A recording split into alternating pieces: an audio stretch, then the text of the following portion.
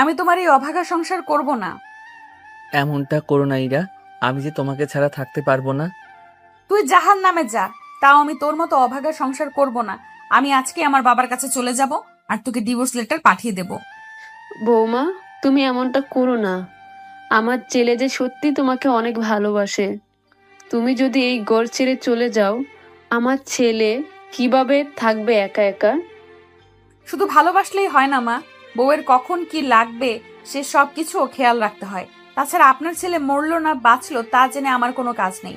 আমি আপনাদের এই অভাগা সংসার আর করব না। তুমি আমাকে ছেড়ে যেও না ইরা।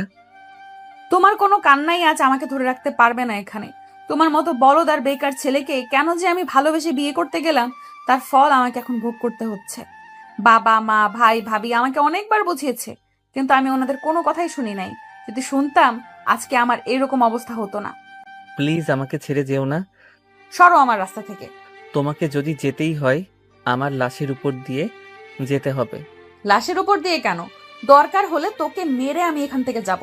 সেজন্য ভালো হবে আমার পথ থেকে সরে দাঁড়া। না, আমি তোমাকে যেতে দিব না। তুই যদি আমাকে যেতে নাই দিস, তাহলে আমি এই ঘরেই নিজেকে ফ্যানের সাথে ঝুলিয়ে আত্মহত্যা করে নেব, কথাটা মনে রাখিস। এমন করে বলো না ইরা, তুমি মারা গেলে আমি বাঁচবো কি করে? তোকে বাঁচতে কে বলেছে? তুই মারা গেলেই তো পারিস। তুই বেঁচে থাকার চেয়ে মরে যাওয়াই অনেক ভালো। এক প্রকার অনেক ঝগড়ার পরে এরা আসার সময়ে আকাশ বাধা দিলে আকাশকে একটা ধাক্কা দেয়। এতে আকাশ মাটিতে পড়ে আঘাত পায়। যে আঘাতের জন্য আকাশের মার ওকে নিয়ে হসপিটালে যেতে হয়। এই আঘাতের সম্পর্কে আপনাদের পরে বলবো। এখানে এতটুকু পরে তো বুঝতে পেরেছেন ইরার সাথে আকাশের প্রেম করেই বিয়ে হয়েছে ওদের। তবে ওদের বিয়ের জন্য দুজনকে অনেক কষ্ট সহ্য করতে হয়েছে। আর হঠাৎ করে কি এমন হলো যার কারণে এরা আকাশকে ডিভোর্স দিয়ে দেওয়ার কথা বলে আকাশের বাড়ি থেকে চলে গেল। যদি এর পিছনে সবটা কাহিনী আপনাদের জানতে হয়, তাহলে আপনাদের গল্পের প্রথম থেকে সবটা জানতে হবে। কেননা প্রথম থেকে কাহিনী না পড়লে তেমন কিছুই আপনারা বুঝতে পারবেন না। তাহলে চলুন শুরু করি। গ্রামে আঁকাবাঁকা মেঠো পথ দিয়ে সাইকেল চালিয়ে এরা ওর বান্ধবীদের সাথে কলেজে যাচ্ছে। যাওয়ার সময় বিভিন্ন বিষয় নিয়ে কথা বলতে থাকে, সাথে ঠোঁট দিয়ে শীষ বাজাতে থাকে। রাস্তায় যে কোনো কিছু পড়ে আছে সে বিষয়ে ইরার কোনো খেয়ালই নেই।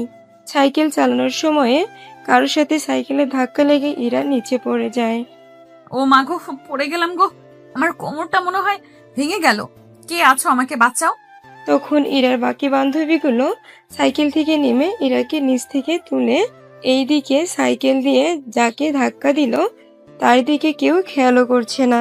ইরার বান্ধবীরা ইরাকে হাত ধরে তুলে জিজ্ঞেস করে, ইরা, তুই ঠিক আছিস তো? দেখছিস না পড়ে গিয়ে কোমরটাই ভেঙে গেল মনে হচ্ছে। ওই ছেলে, চোখে দেখিস না নাকি? আশ্চর্য, আমাকে কেন রাগ দেখাচ্ছেন? তোর জন্য আমার বান্ধবী নিচে পড়ে গেল আর তুই কিনা বলছিস তোকে কেন রাগ দেখাচ্ছি? আমি তো রাস্তার একটা সাইড দিয়ে যাচ্ছিলাম, আপনারা তো উল্টো সাইডে এসে আমার ক্ষতি করলেন। তোর আবার কি হলো? এই যে দেখুন, হাতের এই জায়গাটা কেটে রক্ত পড়ছে। ববের বাচ্চা, তুই আমার সাথে কথা বলবি না আমাকে হসপিটালে নিয়ে যাবি? এই যে, আমার তো কিছুই হয়নি, সুস্থ মনে হচ্ছে। যেখানে আমাকে আপনাদের নিয়ে যাওয়ার কথা সেখানে আপনার কি দরকার যাওয়ার? তুই কিন্তু এবার বেশি বেশি কথা বলছিস।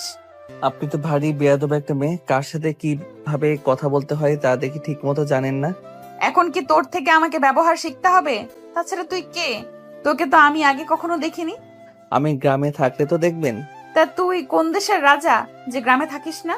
আমি যে দেশের রাজা সে দেশে আপনি সামান্য রাজার দাসী হওয়ারও যোগ্য না। যত বড় মুখ নয় তত বড় কথা।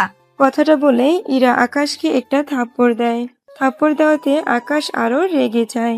একে তো ওকে আহত করে রক্ত বের করেছে, তার উপর থাপ্পড় মেরেছে।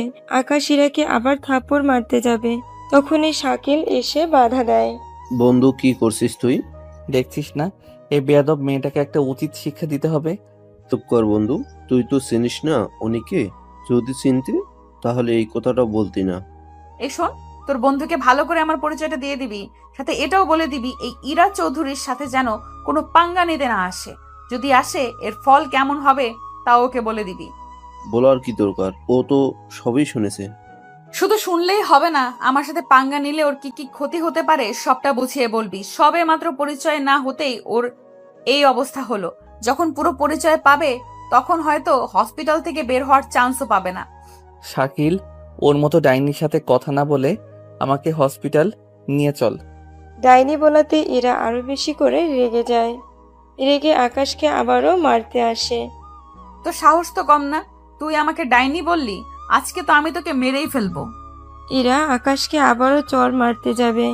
সেই মুহূর্তে ববি এরাকে ওখান থেকে জোর করে নিয়ে আসে। ততক্ষণে শাকিল ও আকাশকে নিয়ে হসপিটালে চলে আসে। ডক্টর হাতির এই অবস্থা দেখে বলে, কি করে হলো এরকমটা? একটা ডাইনি আমাকে তার সাইকেল দিয়ে ধাক্কা মেরেছে, সেজন্য হাতটা এরকম হয়ে গেল। বুঝতে পেরেছি। আমি এই জায়গায় ড্রেসিং করে ব্যান্ডেজ করে দিলাম। এটা মোটামুটি 6-7 দিনে অনেকটা শুকিয়ে যাবে।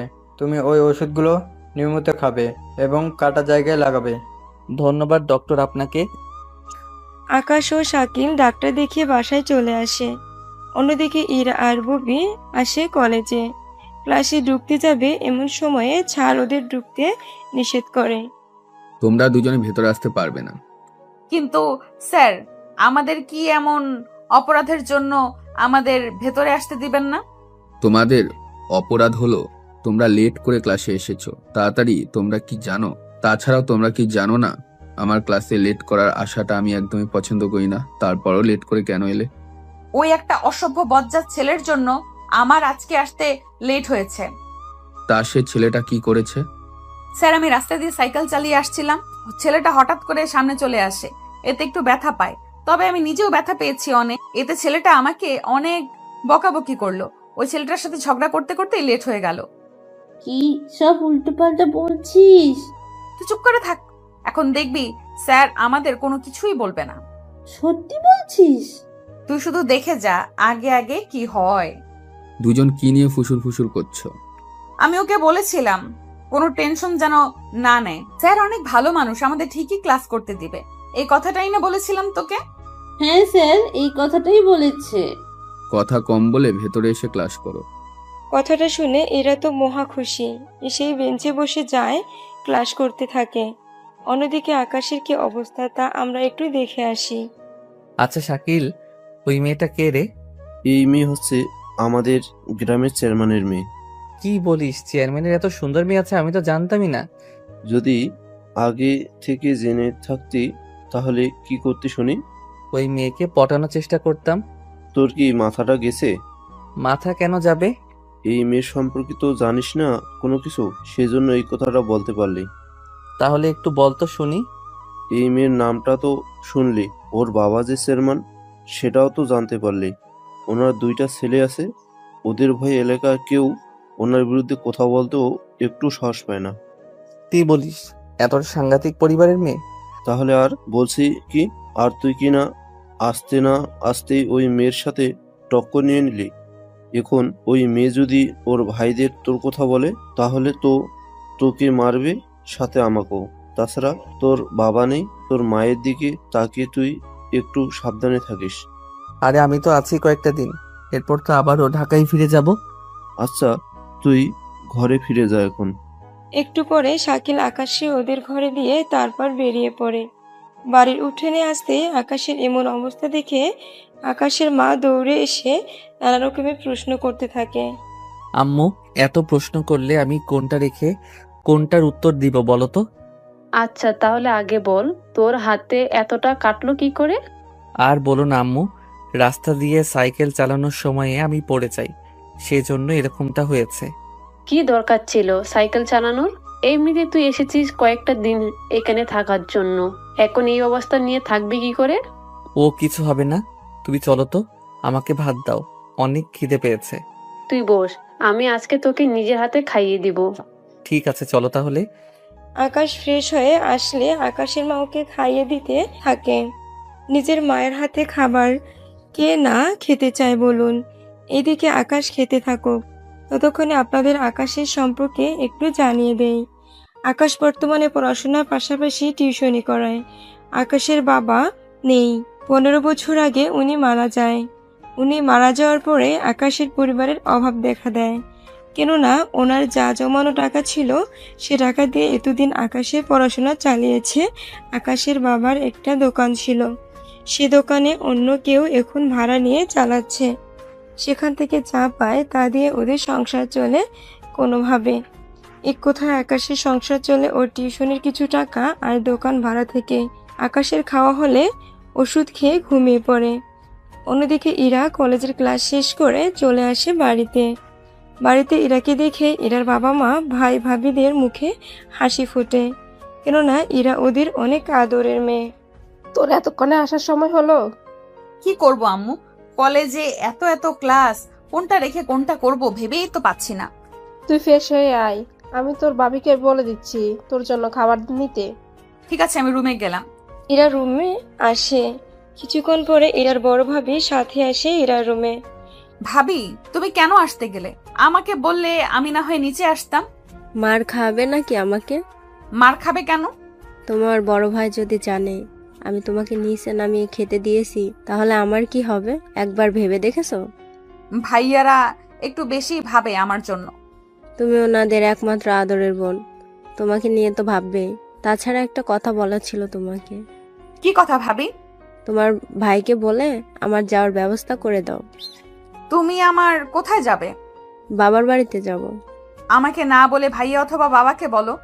তোমার ভাই আর বাবাকে তো কোনো কিছু বললেই তো ওনারা রাগ করে। তাছাড়া সবাই তোমার কাছে বেড়ালের মতো থাকে, তোমার কথা সবাই শোনে। সেজন্য তোমার বাবা আর ভাইকে বলে দেখো আমার যাওয়ার ব্যবস্থা করা যায় কিনা। কিন্তু আমি তোমার যাওয়ার ব্যবস্থা করে দিলে আমার কি লাভ হবে শুনি? আচ্ছা, কি লাগবে তোমার তা বলো। আমার মেকআপ লাগবে নাকি শাড়ি লাগবে? ওইসব কোনো কিছুই আমার লাগবে না। তাহলে কি লাগবে তোমার? আমাকেও তোমার সাথে নিতে হবে। তোমার না সামনে পরীক্ষা?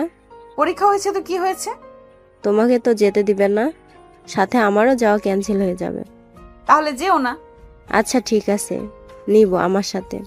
এই তো আমার লক্ষ্মী ভাবি। এই বলে ইরা ওর ভাবিকে জড়িয়ে ধরে।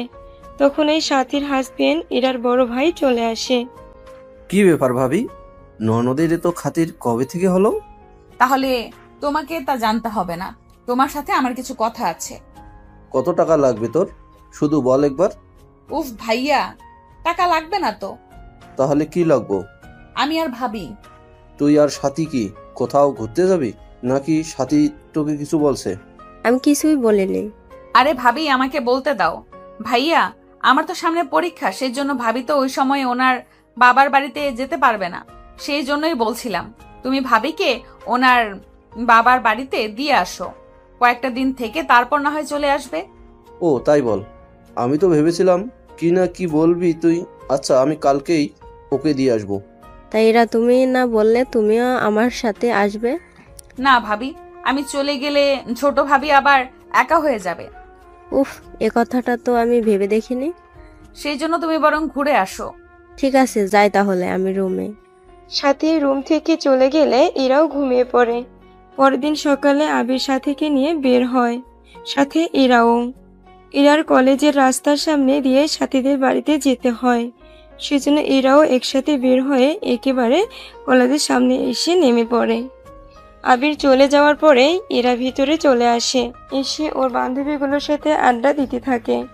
এইদিকে বন্ধু চল কোথাও থেকে ঘুরে আসি। এই সময় আবার কোথায় যাবি? চল একবার কলেজ থেকে ঘুরে আসি। কিন্তু আমি এসে কি করব? আরেক ক্লাস করবি, তাছাড়া তুই একা একা এখানে বসে থেকে কি করবি? তার চেয়ে বরং আমার সাথে চল, ভালোই লাগবে তোর। ঠিক আছে, চলো তাহলে। আকাশ রেডি হয়ে বের হতে যাবে, তখন আকাশকে তার মা জিজ্ঞেস করে কোথায় যাচ্ছে, কি জন্য যাচ্ছে। মা, এভাবে বসে না থেকে একটু ঘুরে আসি কোথাও থেকে। ঠিক আছে, তবে সাবধানে থাকিস। মাকে বিদায় দিয়ে আকাশ শাকিলের সাথে চলে আসে কলেজে। শাকিলের সাথে ক্লাসে এসে বসে পড়ে। কিছুক্ষণ পরে ইরাও ওই ক্লাসে আসে। ইরাকে দেখে আকাশ শাকিলকে জিজ্ঞেস করে শাকিল, ওই মেয়েটা এখানে কেন? কোন মেয়ে? আরে যে মেয়েটা আমার এরকম অবস্থা করেছে সেই মেয়ের কথা বলতেছি। ও তো আমার সাথে পড়েই। ও আচ্ছা, তাই বল। এই জন্য তুই ওই মেয়েকে ভালো করে চিনিস তাহলে? সেরকম আর কি। একটু পরে ছাড় এসে ক্লাস করাতে থাকে। হঠাৎ ইরা ক্লাসের মধ্যে জোরে জোরে শব্দ করে। সেজন্য স্যার ওকে দাঁড় করায়। ইরা, তুমি হাসছো কেন? স্যার, আমি হাসছি ওই ছেলেটাকে নিয়ে। কোন ছেলে? শাকিলের পাশে যে ছেলেটা বসে আছে ওই ছেলেকে নিয়ে। কি করেছে ওই ছেলেটা? তাছাড়া ওই ছেলেটাকে দেখে তো নতুন মনে হচ্ছে, কিন্তু ওকে দেখে হাসার এত কারণ তো আমি দেখছি না। স্যার, ওই ছেলের হাতে এখানে শার্ট তো ছেঁড়া, সেজন্য আমার হাসি পাচ্ছে। কথাটা শুনে আকাশ এবার হাতের শার্টের দিকে তাকায়, তখন ছেঁড়া দেখতে পায়। আসলে আকাশ জানতো না এই জায়গায় যে ছেঁড়া ছিল। স্যার এগিয়ে এসে আকাশকে উদ্দেশ্য করে প্রশ্ন করে। তোমার নাম কি? পারভেজ হোসেন আকাশ। তোমার পরিবারে কে কে আছে? তাছাড়াও তোমার তো আগে কখনো দেখিনি এই ক্লাসে। এরপর আকাশ পরিবার সম্পর্কে সবটা বলতে থাকে। সবটা শুনে সাথে বাকি কাহিনী শোনে। তাহলে তো তুমি এদের তুলনায় এক ব্যাচ সিনিয়র। তা তোমার হাতে এই অবস্থা হলো কি করে? এই ক্লাসের একটা অহংকারী আর জেদি মেয়ে এই কাজটা করেছে। তুমি কি ইরার কথা বলছো? স্যার, আপনি তো দেখি না বলতেই সবটা বুঝে গেলেন। কি করব বলো, ওর বাবা চেয়ারম্যান, সেই জন্য তো ও একটু বেশি অহংকারী। ভাগ্য ভালো আমি কলেজের স্যারের পাশাপাশি বোর্ডের সদস্য, নয়তো ওর বাবা এতদিনে আমাকে এই কলেজ থেকে বেরিয়ে করে দিত। স্যার, আপনি কিন্তু আমাকে অপমান করছেন। তোমাকে আমি অনেক বুঝিয়েছি, তোমার বাবা চেয়ারম্যান বলে যাকে খুশি তার সাথে তুমি পাঙ্গা নাও, যাকে তাকে ধরেও মারো। তোমার কারণে ক্লাসে অনেক ছেলেরাই ক্লাস করতে আসে না। সব দোষ কি আমার নাকি? ওরাই তো আমার সাথে উল্টাপাল্টা করতে আসে। হয়েছে হয়েছে, আর বলতে হবে না। আর এই ছেলে ঢাকা থেকে মাত্র আসলো, আর তুমি ওর সাথে প্রথম দিনে এরকম করে বসলে। এই ছেলে কানা, সেই জন্য রাস্তা দেখে চলতে পারেনি, তাই আমার সাইকেলের নিচে এসে পড়েছে। আচ্ছা স্যার, এইসব কথা থাক, আপনি বরং ক্লাস করান ওদের। আমি ততক্ষণ একটু তাকিয়ে তাকিয়ে দেখি। ঠিক আছে, দেখো তাহলে। স্যার ক্লাস করাতে থাকে। এদিকে ইরা রেগে একাকার। মনে হচ্ছে আকাশকে একা পেলে আবার হামলা করবে। কিছুক্ষণ পরে স্যার চলে যায়।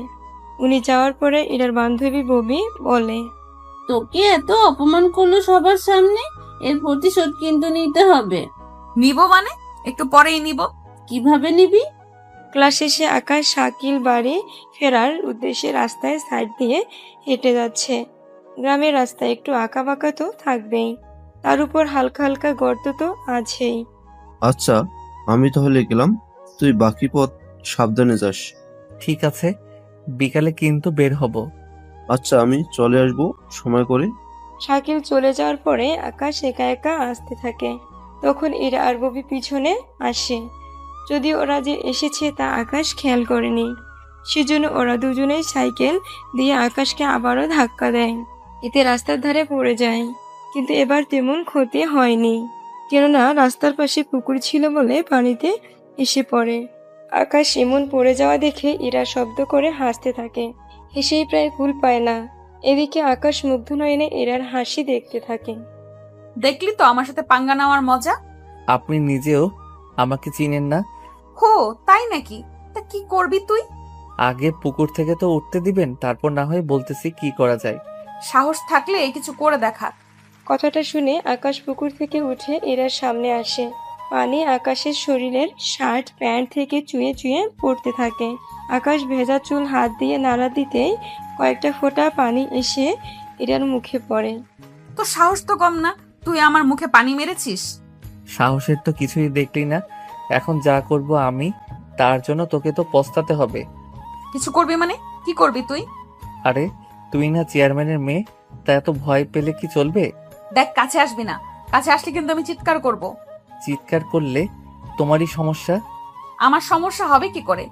আমি তোমার সাথে যা যা করব সেগুলো অন্য কেউ দেখলে তো তোমারই ক্ষতি হবে। কথাটা শুনে ইরা ভয় পায়। ইরা কোনো কিছু বলতে যাবে, তার আগে ইরাকে জড়িয়ে ধরে। ইরা অনেক চেষ্টা করেও ছাড়াতে পারে না। আকাশের শরীর ভেজা ছিল বলে ইরার শরীরও ভিজে গেল। কিছুক্ষণ পরে আকাশ ইরাকে ছেড়ে দিয়ে বলল, এরপর যদি আমার সাথে লাগতে আসিস তাহলে তোর এমন হাল করব যে আমাকে বিয়ে করা ছাড়া আর কোনো উপায় থাকবে না। মানে সিনেমায় গুন্ডারা যেমন সুন্দর সুন্দর মেয়ে তুলে নিয়ে আসে, ওইগুলো করে আপনিও কি সেরকম কিছু করার চিন্তা করছেন? ছি ছি ছি, আমার রুচি এত খারাপ না যে ওনার মতো একটা মেয়ের সাথে এইগুলো করতে যাব। তার মানে কি আমি সুন্দরী না?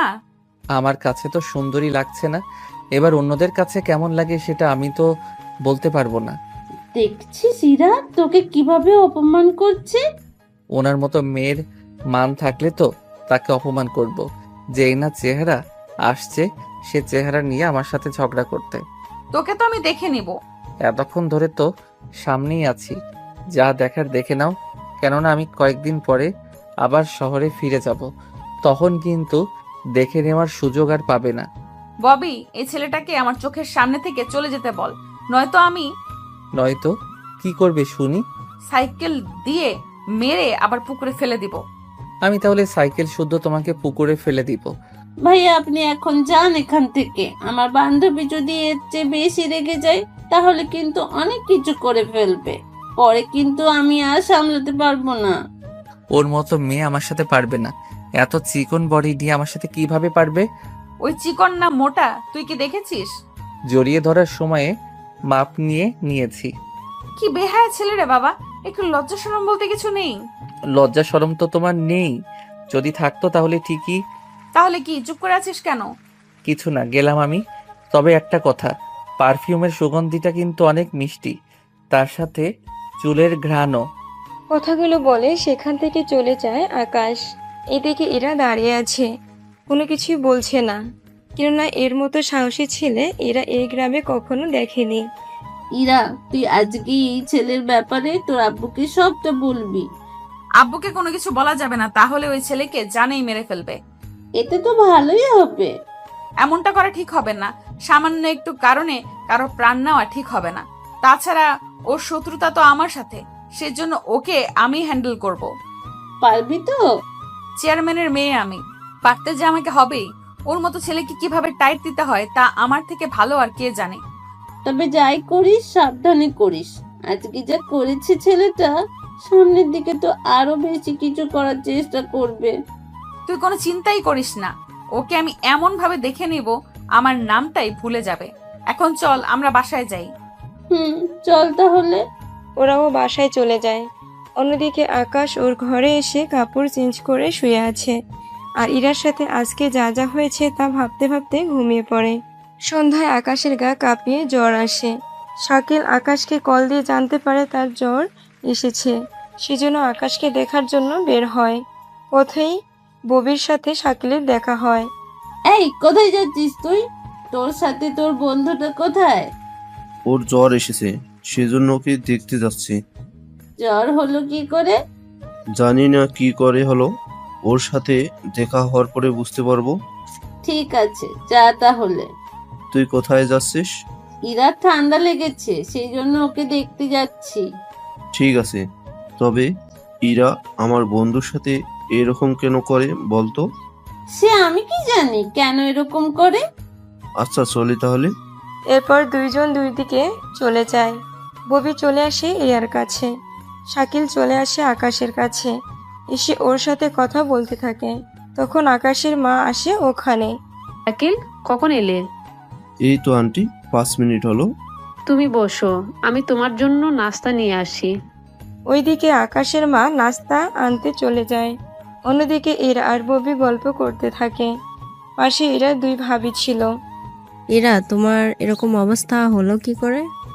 ভাবি, আমি তো ওকে দেখেছি জামা কিছুটা ভেজা অবস্থায় আসতে, মনে হচ্ছে ভেজা ছিল বলে এরকম অবস্থা হয়েছে।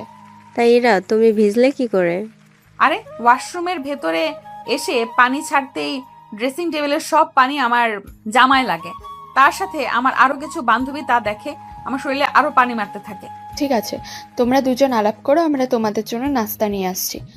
এরার দুই ভাবি চলে যায়। ওনারা যাওয়ার পরে এরা ববিকে বলল, দেখলি তো ওই বজ্জাত ছেলেটার জন্য আজকে আমার কি হাল হলো। তোর তো শুধু ঠান্ডাই লেগেছে, কিন্তু ওই ছেলের তো জ্বর উঠে গেছে। তুই কি করে জানলি? আসার সময় শাকিলের সাথে দেখা হয়েছে, ওই আমাকে সবটা বলেছে। বেশ হয়েছে, আমার সাথে এরকম বেয়াদবি করার ফল এখন হারে হারে টের পাচ্ছে। তুই নিজেই এত কষ্টে আছিস। আমার তো শুধু ঠান্ডা লেগেছে, কিন্তু ওই ছেলের তো জ্বর এসেছে। এরই মধ্যে এরা দুই ভাই আর বাবা আসে রুমে। কি হয়েছে আমার মামুনি? আপু, সামান্য একটু ঠান্ডা লেগেছে, ও ঠিক হয়ে যাবে। কিন্তু হঠাৎ তো ঠান্ডা লাগলো কি করে? হয়তো শরীরে একটু ভিজে যাওয়ার জন্য হয়েছে। তাই ইরা, ডক্টর কি বলেছে? আব্বুর সাথে সারাক্ষণ থাকতে হয় বলো? তোর খোঁজ খবরও নিতে পারি না। কিছু হয়নি আমার ভাইয়া, তোমরা শুধু শুধু টেনশন করছো। আব্বু ওকে তাহলে এখন রেস্ট করতে দিই। আর বেবি, তুমি কিন্তু আজ রাতটা ইরার সাথে থেকে যাও। কিন্তু ভাইয়া, আমি ঘরে না ফিরলে তো মা অনেক চিন্তা করবে আমাকে নিয়ে। আমি বলে দিব তোমার মাকে কল দিয়ে। ঠিক আছে ভাইয়া। এই কথা শুনে ইরা অনেক খুশি হয়, কেননা ওরা দুই বান্ধবী সারা রাত শুয়ে শুয়ে গল্প করতে পারবে। আচ্ছা ইরা, তুই সুস্থ না হওয়া পর্যন্ত তোকে কলেজে আর যেতে হবে না? কিন্তু কেন আব্বু, আমি তো ঠিক আছি। কোনো ঠিক নেই, যা বলেছি তাই শোন। আমরা তো তোর ভালোর জন্যই বলছি। ঠিক আছে, যাব না।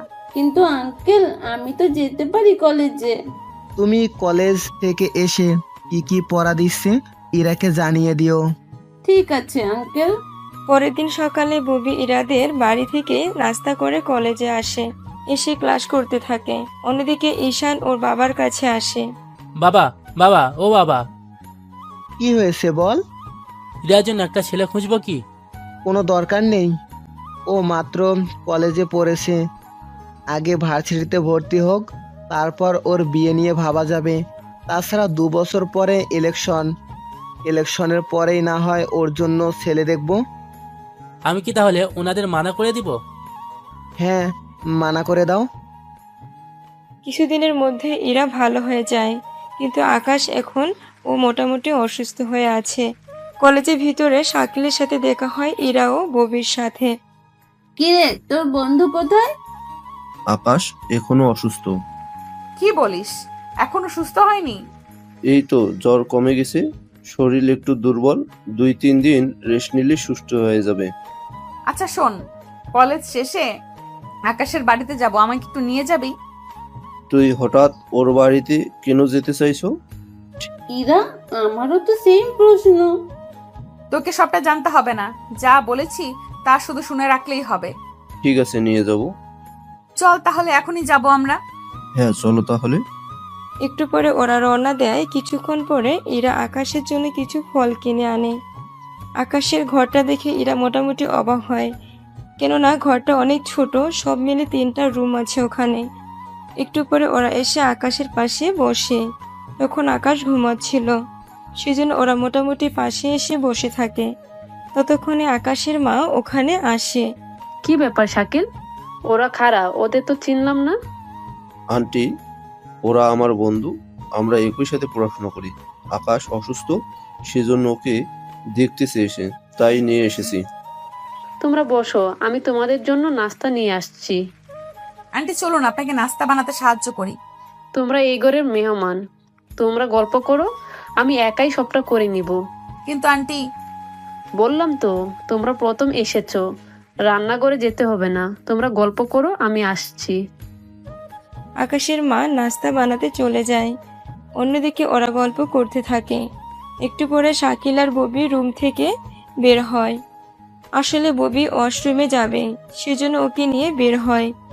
এখন শুধু আকাশ আর ইরা আছে এই রুমে। ইরা আকাশের কপালে হাত দিয়ে চেক করতে থাকে জ্বর কিছুটা ঠিক হয়েছে কিনা, কিন্তু হাত দিয়ে বুঝতে পারে জ্বর এখনো আছে। ইরা যেই হাতটা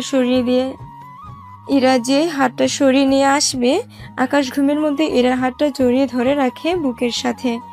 এরকমটা আকাশ যে করবে তা তো ইরা ভাবতেও পারেনি। আকাশের ঘুমও ভাঙছে না, আবার ইরা হাতটাও সরাতে পারছে না। 6 মিনিট ধরে আকাশ হাতটা ওর নিচের বুকে ধরে রেখেছে। এদিকে ববি আর শাকিলের কথার আওয়াজ শুনে ইরা এবার একটু জোর দিয়ে হাতটা সরিয়ে নিয়ে আসে। আচমকা কারোর উপস্থিতি বুঝতে পেরে আকাশের ঘুমটাও ভেঙে যায়। তাও চোখে অনেক ঘুম ছিল, সেজন্য ঠিকভাবে বুঝতেও পারছে না সামনে কে আছে। এ কি আম্মু, তুমি এখানে এখনো বসে আছো? আকাশের এমন কথা শুনে এরা মিটমিট করে হাসলো। এই যে মিস্টার, আমি আপনার আম্মু নই, বুঝলেন? আসলে আপনি কে? ঘুমের কারণে মুখটাও ঠিক মতো দেখতে পাচ্ছি না। দেখতে হবেও না। তা এখন কেমন আছেন? তার আগে বলুন আপনি কে? এরা কিছু বলতে যাবে, তখনই শাকিল আর ববি এসে পড়ে ওখানে। কিরে, তোর ঘুম ভেঙে গেল তাহলে? মনে হলো কেউ আমাকে ধরে টান দিল, আর আমার ঘুমও ভেঙে গেল এতে? এবার একটু ভালো করে তাকিয়ে চারিদিকে একটু দেখ, তাহলে বুঝতে পারবি। শাকিলের কথা মতো চোখ ভালো করে ধরে রুমের চারিদিকে তাকিয়ে দেখে ববি ইরা তার রুমে উপস্থিত। আকাশ ভূত দেখার মতো চমকে উঠে বলে, এ কি, আপনি এখানে কেন? আপনাকে দেখতে এসেছে। আমাকে আবার দেখার কি আছে? আপনি সুস্থ আছেন কিনা তা দেখার জন্য এসেছি। আমি আছি মোটামুটি সুস্থ। তা আমার মতো একটা গরিব ঘরের ছেলেকে দেখতে এসেছেন, তার জন্য ধন্যবাদ। আচ্ছা আমরা তাহলে চলি এখন। এসেছেন যখন এই গরিবের ঘরের নাস্তা তো খেয়ে যান। তার লাগবে না, আসি এখন। ওরা বের হতে যাবে, তখনই আকাশের মা নাস্তা নিয়ে এসে ওদের খেতে বলে। ওরা নাস্তা খাওয়া শুরু করে। হালকা কিছু খেয়ে বেরিয়ে পড়ে ইরা। ইরা বাসায় আসতে সাথী জিজ্ঞেস করে, ইরা, তোমার হাতে তো লাল হয়ে আছে কেন? আমার কখন লাল হলো? ভালো করে তাকিয়ে দেখো, তাহলে বুঝতে পারবে কিভাবে লাল হলো। এরা হাতের দিকে তাকিয়ে বুঝতে বাকি রইল না যে এটা ওই সময়ের আকাশ যে ওর হাত ধরে রেখেছিল। এটা ওই সময়ের এরকম হয়েছিল, যা এরা এতক্ষণে খেয়ালও করেনি। আরে ভাবি, জানি না কি করে লাল হলো। আচ্ছা, কোনো ছেলে তোকে রাস্তায় ডিস্টার্ব করেনি তো? আরে কি যে বলো না ভাবি, আমাকে ডিস্টার্ব করবে এরকম ছেলে কি আমাদের গ্রামে আছে নাকি? সেটা তো ঠিক বলছো। আচ্ছা যাও, এখন ফ্রেশ হয়ে আসো, আমি তোমার জন্য খাবার দিচ্ছি। ঠিক আছে ভাবি। বিকালে ইরার বাবা আর ভাইয়েরা আসে একটা বাড়িতে জমির ব্যাপারে কথা বলার জন্য। আবির, এই জমিটা ওদের থেকে লিখে নে তো। চেয়ারম্যান সাহেব, এত বড় জুলুম আমার উপরে করবেন না। এখানে জুলুমের কি আছে? তুমি আমাদের থেকে 3 লক্ষ টাকা নিয়েছো, তাও 3 বছর আগে। আমি তো বলেছি 3-4 মাসে সব টাকা আমি ফেরত দিয়ে দিব। যে টাকা তুই 3 বছরেও দিতে পারিসনি, সে টাকা কিনা তুই 3-4 মাসে ফেরত দিবি? কথাটা তো একটু হাস্যকর, তাই না? তাছাড়া তোকে কোনো সময় দেয়া হবে না, সেজন্য তাড়াতাড়ি সাইন কর। আমি কিন্তু পুলিশে জানাবো। পুলিশের জানাবি? লোকটার কথা শুনে চেয়ারম্যান আর আবিরও সাথে সাথে হেসে ওঠে। বলে কি লোকটা, আমাকে নাকি পুলিশে দেবে? হ্যাঁ দিব। আপনার মতো এরকম জালেম চেয়ারম্যান থাকার চেয়ে না থাকাই ভালো। কি বললি তুই? এত বড় সাহস তোর? আমার সামনে দাঁড়িয়ে তুই আমার বাবাকে এত বড় কথা বলছিস? আজকে তোকে আর তোর এই ঘরটাকে আগুন জ্বালিয়ে দেবো। আমার এত বড় ক্ষতি করবেন না চেয়ারম্যান সাহেব, আমি আপনার পায়ে পড়ি। তোর এই আবদার আমি মেনে নিতাম, কিন্তু তুই আমাকে পুলিশের ভয় দেখাস। আমার ভুল হয়ে গেছে, আমাকে মাফ করে দেন। তোর কোনো ক্ষমা নেই। ঈশান, তুই ওর ব্যবস্থা কর, আমি গেলাম।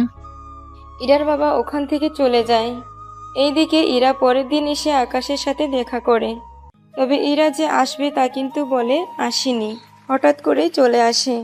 ইরাকে দেখে আকাশ বলে, কি ব্যাপার, আপনি এখানে কেন? এসেছি তোমার খোঁজ নিতে। কয়েকদিন আগেও তো আপনি করে বলেছেন, এখন আবার তুমি করে বলছেন, ব্যাপার কি বলেন তো? তেমন কিছু না, তোমাকে দেখে কেন যেন তোমার মায়ায় পড়ে গেলাম। মানে?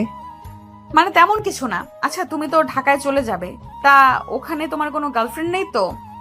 সে সব জেনে আপনি কি করবেন? আমার অনেক কিছু জানার আছে, আর জানার পরে বলারও আছে। আমার কোনো গার্লফ্রেন্ড নেই। সত্যি বলছো তো? আপনার কি মনে হয় আমার মতো একটা গরিব ঘরের ছেলেকে কোনো মেয়ে কি ভালোবাসবে? এটা অবশ্যই ঠিক কথা বলেছো। তোমার নাম্বারটা দিয়ে যাও, আমার যখন ইচ্ছা হবে তখনই তোমার সাথে কথা বলে নিব। আমার নাম্বার কেন? একটু আগেই তো বলেছি কথা বলার জন্য। যদি না দেই? আমার সাথে পাঙ্গা নেওয়ার পরেই কয়েকদিন ধরে জ্বরে ভুগতেছো, তাহলে কি বুঝে দেখো সামনে তোমার আর কি কি হতে পারে। 1 মিনিটের জন্য আকাশ কিছু একটা ভাবতে থাকে। ভাবা শেষ হলে নাম্বারটা দিয়ে দেয়। ইরা খুশি মনে নাম্বারটা নিয়ে চলে আসে। এখন এই কাহিনী শুনে অনেকে বলবেন, লেখক সাহেব এটা কি করলো? ওনার তো আকাশের উপরে শত্রুতা থাকার কথা, কিন্তু তা না করে হঠাৎ এত দরদ দেখাচ্ছে কেন? এটাই তো ভাবছেন। আসলে একটা কথা কি জানেন, সব শত্রুতার ফল কিন্তু সহজে পাওয়া যায় না, কিন্তু জায়গায় টেকনিক খাটাতে হয়। এখন দেখা যাচ্ছে এরাও সেই টেকনিকটা খাটালো। এরা কি আকাশকে ভালোবেসে ধোঁকা দিবে? না ওকে সত্যি সত্যি ভালোবেসে ফেলবে? সেসব প্রশ্নের উত্তর জানতে হলে আপনাদের গল্পের সাথেই থাকতে হবে। কেননা ইরার মনে কি কি চলছে তা একমাত্র লেখকই জানে। সেজন্য দেখতে থাকুন সামনে কি কি হয়। নাম্বার নিয়ে চলে আসার পরে আকাশের মা আকাশকে জিজ্ঞেস করে, আকাশ, কে এসেছিল রে ঘরে? শাকিল এসেছিল আম্মু। ওকে বসতে বলতি। আমি চলে যাব তো, সেজন্য আমাকে দেখার জন্য এসেছে। তুই কি কালকেই ফিরে যাবি? কি করব বলো, অনেক পড়াশোনা পড়ে আছে। তাহলে কালকেই চলে যাস। আমি তোর জন্য না হয় কিছু বিটা বানিয়ে দেব। ঠিক আছে। পরের দিন আকাশ বের হয়। পথে ইরার সাথে দেখা হয়। সেখানে 5 মিনিটের মতো কথা বলে চলে আসে ঢাকায়। তবে গাড়িতে যতক্ষণ ছিল ততক্ষণ কিন্তু ইরা অনেকবারই কল করে খোঁজ নিয়েছিল। কিছুক্ষণ পরে বাসায় এসে আকাশ রেস্ট নিতে থাকে। পরের দিন থেকে শুরু করে দেয় টিউশনি। 7 দিন পরে আব্বু আমি ঢাকায় যাব। ঢাকায় কেন যেতে চাইছিস? কলেজ 15 দিনের মতো বন্ধ হয়ে দিয়েছে, সেই জন্য মামার বাসায় কয়েকটা দিন থেকে আসি। কিন্তু তুই একা যাবি কি করে? এর আগেও তো একা একা অনেক দিন গিয়েছিলাম। ঠিক আছে, আমি তোর মামা আর মামিকে বলে দেব। ঠিক আছে আব্বু। পরের দিন ইরাকে বাস স্ট্যান্ডে পৌঁছে দেওয়ার জন্য ইরার 2 ভাই আসে। তবে ইরার ভাবিরা ইরার জন্য অনেক কিছু তৈরি করে দেয়। এদিকে ইরা যেতে থাকে। অন্যদিকে ইরার বাড়িতে তখনই শুরু হয় ঝামেলা। এই ঝামেলার মূল কারণ হচ্ছে ইরা নিজেই। কিন্তু কিভাবে শুরু হলো এই ঝামেলা তা আপনারা ঠিকই জানতে পারবেন। তবে 2 থেকে 3 দিন পার হয়ে যাওয়ার পরে ততক্ষণে আমরা ইরাকে নিয়ে আসি ঢাকায়। বাস থেকে নেমে দাঁড়িয়ে আছে, তখন কেউ একজন পিছন থেকে এসে এর চোখ ধরে রাখে। আচমকা এভাবে চোখ ধরাতে এরা কিছুটা ভয় তো পায়, কিন্তু হাত দিয়ে বুঝতে পারে এটা কোনো মেয়ের হাত। সেজন্য বুঝতে আর বাকি রইল না তার চোখ চেপে ধরা ব্যক্তিটা কে। নীলাশা তুই? বুঝলাম না, তুই আমাকে চিনলি কি করে? তুই ছাড়া কার আর এত সাহস আছে যে আমার চোখে হাত দিবে? এটা অবশ্য ঠিক বলেছিস। তা আসতে কোনো অসুবিধা হয়নি তো তোর? কোনো অসুবিধা হয়নি। তা তুই একা আসলি যে? তোর আশা এখানে বাবা মাকেও নিয়ে আসবো? আমি তা বলিনি। আচ্ছা, এখন কথা না বলে চল আমার সাথে বাসায়। ঠিক আছে চল। ওরা বাসায় আসে। তবে ইরার এখানে আসার পিছনে অন্য একটি কারণ আছে, যা আপনারা গল্পের সাথে থাকলে ঠিকই বুঝতে পারবেন। একটু পরে ওরা চলে আসে বাসায়। নীলাশা মা তো এরাকে দেখে জড়িয়ে ধরে, কথা বলতে থাকে। তখনই নীলাশা বলে ওঠে, মা, এটা কিন্তু ঠিক হচ্ছে না। কেন রে, আমি কি করলাম? ওকে আসা মাত্রই জড়িয়ে ধরলে। কই, আমাকে তো কখনো এভাবে জড়িয়ে ধরো না। মামি, নীলাশার অনেক হিংসা হচ্ছে, বুঝেছো? তা তো হবেই, শত হোক তোমারই তো মামাতো বোন। কথাটা বলে ইরা আর ওর মামি দুজনেই হেসে দেয়। আমিও দেখবো এই ভালোবাসা কতদিন টিকে।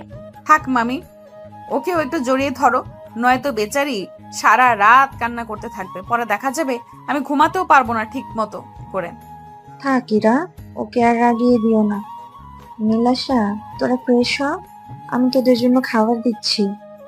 ঠিক আছে মামি। নীলাশা চল, রুমে যাই আমরা। ঠিক আছে চল। তাই ইরা, তুই হঠাৎ করে চলে আসলি? আমি আসাতে তোর কোনো অসুবিধা হয়েছে কি? আমি তা বলিনি। তোকে গত কয়েকটা মাস ধরেও আমি আনতে পারিনি ঢাকায়, কিন্তু সে তুই হঠাৎ করে চলে এসেছিস সেটা তো আমি ভাবতেও পারিনি। তোকে এত ভাবতে হবে না, চল এখন রুমে। ওরা রুমে এসে ফ্রেশ হয়ে গল্প করতে থাকে। এদিকে ইরা যে ঢাকায় এসেছে তা আকাশ এখনো জানে না, কেননা ইরা কোনো কিছুই আকাশকে জানায়নি। কিছুক্ষণ পরে ওরা খাবার খেয়ে দুজনেই শুয়ে পড়ে। অন্যদিকে গ্রামে কিছু হচ্ছে না হচ্ছে তা আমরা একটু শুনে আসি। এরা চলে আসার পরে এরা ভাবি আর ভাইয়েরা মিলে আলাদাভাবে কথা বলতে থাকে। তোমার সাথে কিছু কথা আছে আমার। কি কথা বলো? আগে বলো, তুমি শোনার পরে রাগ করবে না? কি কথা আগে বলবে তো? আমি বলছিলাম কি, আমার যে একটা ছোট ভাই আছে, যদি ওর সাথে ইরার বিয়েটা দেওয়া যায় তাহলে কেমন হবে বলো তো? হঠাৎ তোমার ভাইয়ের সাথে কেন? তোমার বোন যে তোমার বাবার সম্পত্তির মালিক হবে তা কি তুমি ভুলে গেছো? কিন্তু তোমার ভাইয়ের সাথে বিয়ে দেওয়ার মাঝে আমাদের কি লাভ? লাভ তো সেখানেই। কেননা তাহলে তোমার বোনের ভাগ আমার ভাই পাবে, আর ওখান থেকে কিছু ভাগ আমরাও নিয়ে নিব। এই জন্য তুই ইরার এত খাতির যত্ন করো? এত বছর পরে তুমি তা বুঝতে পারলে? আমি তো ভেবেছিলাম তুমি ওর ভাবি, সেজন্য এইগুলো করতেছো। আরে সেগুলো কিছুই না। এরা তো পরীক্ষা আরো 4 থেকে 5 মাস পরে শেষ হবে, তখন তুমি বাবার সাথে এ ব্যাপারে কথা বলে নিও। এই কথাগুলো বলে এরা যেমন শুয়ে পড়ে, তেমনি ঈশা আর ঈশানের মনের মধ্যেও সেম ভাবে আকাঙ্ক্ষা জেগে ওঠে। ওরাও সেম এই বিষয় নিয়ে আলোচনা করে। তাহলে চাচা বলেছি বুঝতে পেরেছো তো? সব তো বুঝেছি, কিন্তু তোমার ভাই রাজি হবে তো? ওইসব তুমি আমার উপরে ছেড়ে দাও। তাছাড়া তোমার বোনকে দেখলে যে কোনো ছেলেই পছন্দ করে নেবে। তুমি তাহলে ইরার ভালো করে খেয়াল রাখতে থাকো, যেন ইরা তোমার কথা শোনে। সে তুমি ভেবো না। ইরার জন্য আমি একটা নেকলেস বানাবো, ওর জন্মদিনে ওকে উপহার দেবো, তাহলে দেখবে ও অনেক খুশি হবে। বাহ, তোমার মাথায় তো এত বুদ্ধি, আমি তো আগে জানতাম না। তুমি এখন ঘুমিয়ে পড়ো, এসব কথা যেন অন্য কারো কানেও না পৌঁছায়। এই বলে এরা তো ঘুমিয়ে পড়ে। এখন হয়তো আপনারা বুঝতে পেরেছেন কেন এরার ভাবিরা এত খেয়াল রাখে এরার উপরে। আসলে এরা দুই ভাবি সম্পত্তির জন্য এরার এত খেয়াল রাখে, যেন ওনাদের ভাইয়ের সাথে বিয়ে দিয়ে সম্পত্তি নিতে পারে সেজন্য। তাহলে আপনারা গল্পের এই পর্যন্ত বুঝতে পারলেন এদের কার মনে কি চলছে। এখন চলুন আমরা ঢাকায় কি হচ্ছে তা জেনে আসি। এদিকে আকাশ ভার্সিটিতে এসে ক্লাস শেষ করে টিসি মোড়ে এসে বসে থাকে। দূর থেকে আকাশ নীলাশাকে দেখতে পায়। আসলে আপনাদের তো বলাই হয়নি, নীলাশা আর আকাশ ওরা অনেক ভালো বন্ধু হয়। তবে এখানে একটা রহস্য আছে, যে রহস্যটা আপনারা সময় হলেই জানতে পারবেন। এখন শুধু বর্তমানে কি চলছে তা নিয়ে আলোচনা করতে থাকে। তুই আজকে এত লেট করে আসলি যে? আরে আমার ফুফাতো বোন এসেছে। তাহলে আসার সময় নিয়ে আসতি। নিয়ে আসলাম তো, কিন্তু কোন দিকে যে গেল ঠিক জানি না। আবার হারিয়ে যাবি না তো? ধ্যাৎ, এতটাও ছোট না। এরা এই নিয়ে কথা বলতে থাকে। অন্যদিকে এরা আকাশকে খুঁজতে খুঁজতে ক্লান্ত হয়ে যায়। সেজন্য আকাশকে কল দিয়ে কোথায় আছে তা জানতে চায়, কিন্তু আকাশ তো জানে না এরা যে ঢাকায় এসেছে। সেজন্য বলে দেয় কোথায় আছে। এরা এবার নীলাশাকে কল দেয়। কিরে, কোথায় তুই? তোর জন্য আমি কতক্ষণ আর বসে থাকবো বল? তুই কোথায় আছিস সেটা আমাকে বল। আমি টিসি মোড়ে বসে আছি, মাঝখানে একটা গাছ আছে, ওই গাছটার পাশে বসে আছি। কথাটা শুনে এরার তো আরো ভালো লাগে, কেননা আকাশও বলছে টিসি মোড়ে আছে। আর নীলাশাও সেম কথাই বলে। ওই জায়গায় এসে নীলাশাকে দেখতে পায় একটা ছেলের সাথে বসে আছে, কিন্তু এরা ছেলেটার মুখ দেখতে পাচ্ছে না। তাছাড়া দেখবে কি করে? এরা তো ওদের পিছনে নীলাশার জামা দেখে ওকে চিনতে পারে, সেজন্য এরা পিছনে এসে আকাশের চোখটা ধরে ফেলে। আচমকা এভাবে কেউ ওর চোখ ধরবে তা আকাশ ভাবতেও পারেনি। এদিকে নীলাশা তো অবাক হয়। নীলাশা, ভাইয়ের সাথে কিন্তু তোকে অনেক মানিয়েছে। আরে ওটা আমার বন্ধু হয়। বুঝি আমার সামনে ধরা খেয়েছিস বলে এখন মিথ্যা বলছিস? কণ্ঠটা আকাশের পরিচিত মনে হলো, সেজন্য চোখে হাত দিয়ে হাতটা স্পর্শ করতে থাকে। অনেকটা চেনা চেনা লাগছিল, সেজন্য পিছনে ফিরে তাকায় আর হাতটা সরিয়ে নিতে ওরা দুজন দুজনকে দেখে চমকে ওঠে, কিন্তু নীলাশার সামনে থাকাতে ওকে কিছুই বুঝতে দেয়নি। আকাশ, ইরার সাথে তোর পরিচয় করিয়ে দিই। ও আমার ফুফাতো বোন, গতকাল সন্ধ্যায় ঢাকায় এসেছে। আর ইরা, ও হচ্ছে আকাশ, আমার ভার্সিটি ফ্রেন্ড। এরপর ওরা একে অপরের সাথে কথা বলতে থাকে। তখনই নীলাশা বলে ওঠে, তোরা একটু বস, আমি কিছু খাবার নিয়ে আসি। ঠিক আছে। নীলাশা যাওয়ার পরে ওরা ঝগড়া শুরু করে দেয়। তুমি ঢাকায় এসেছো, আমাকে তো জানাবে। তোমাকে সারপ্রাইজ দেবো বলে জানাইনি। তাছাড়া তুমি আর নীলাশা একই ভার্সিটিতে পড়ো এটা জানি, কিন্তু একই ক্লাসে, তার উপর তোমার বন্ধুরা, এটা তো আমি জানতামই না। কত স্বপ্ন ছিল তোমার সামনে এসে দাঁড়িয়ে সারপ্রাইজ দিব, কিন্তু উল্টো আমি সারপ্রাইজড হয়ে গেলাম। সত্যি আমি নিজেও কখনো ভাবিনি তোমাকে এত তাড়াতাড়ি দেখতে পারবো। এখন কথা অফ করো, বাকি কথা বাসায় ফিরেও বলতে পারবো। তা আমি আসবো কি? তুমি বাসায় আসলে নীলাশা আর মামা মামি কি বলবে? তোমার মামা মামি আমাকে ভালো করে চিনে, তাছাড়া ওই বাসায় আমি অনেকবার এসেছি। মিথ্যা বলার আর জায়গা পাও না। তাহলে আজকে এসে দেখাবো কি? তুমি যদি সত্যি সত্যি আসতে পারো তাহলে তোমাকে কিস দিব একটা। সত্যি তো? পরে আবার পোল্টি নেবে না তো? কখনোই না। একটু পরে ওখানে নীলাশা আসে। এসে দেখে ওরা দুজনে কথা বলছে।